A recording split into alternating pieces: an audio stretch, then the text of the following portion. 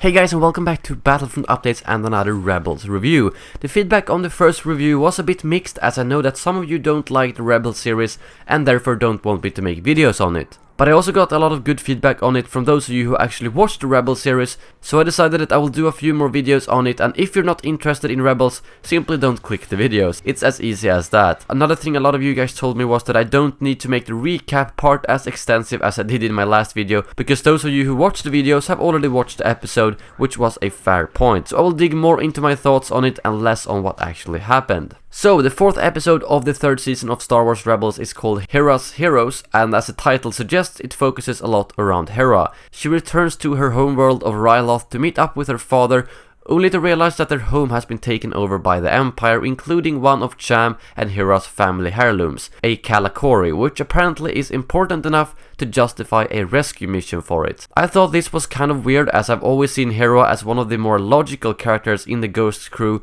who doesn't take unnecessary risks unless absolutely necessary, and I thought it was a bit strange for her to risk hers and Ezra's life for something like a heirloom, but this episode does give her character a lot more depth. While they are trying to retrieve this heirloom, they actually encounter Thrawn, which in my opinion is the highlight of the episode. He captures Hera and Ezra with ease.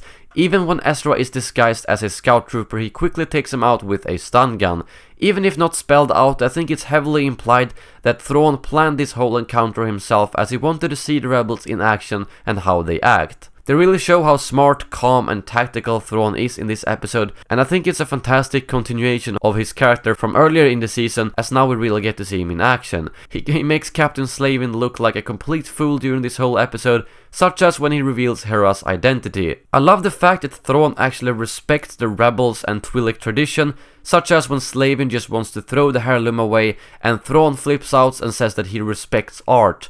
He isn't as arrogant as many of the Imperial commanders are, and doesn't just go in to kill everyone. After they've captured Hera and Ezra, he actually says that he will let Slavin deal with the prisoners, and that he's conducting an experiment that requires his attention, which turns out to actually be Hera and the rebels. He's just sitting in his ship overseeing the whole events of the ending of the episode, where Cham Syndulla is willing to trade himself in for Ezra and Hera, at which point Chopper blows up the entire building, including most of the Imperials. At this point we also get to see Kanan pull off a rocket launcher deflect with the Force, which is something I personally thought was really cool, and I'm always happy to see when we get to see Force powers being used in new and effective ways.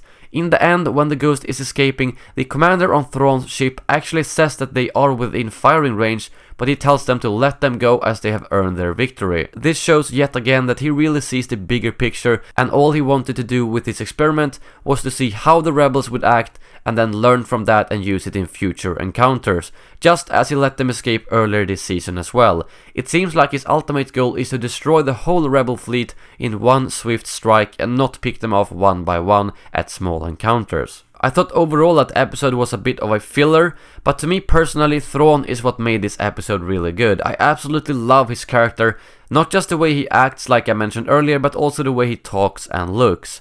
I have my fingers crossed that he will actually get some proper victories, as so far he has just let them escape at multiple occasions, and he might actually die at the end of the season, who knows, but I just hope that he gets a proper victory, whether it be killing off one of the main characters, or just striking a huge blow to the rebels in general, doesn't matter. I just hope that it doesn't go out without leaving a mark, so to say. That brings my episode review to an end. Please let me know in the comments below what you thought about this latest episode and what you're hoping to see next. Thank you very much for watching, and as always, may the Force be with you.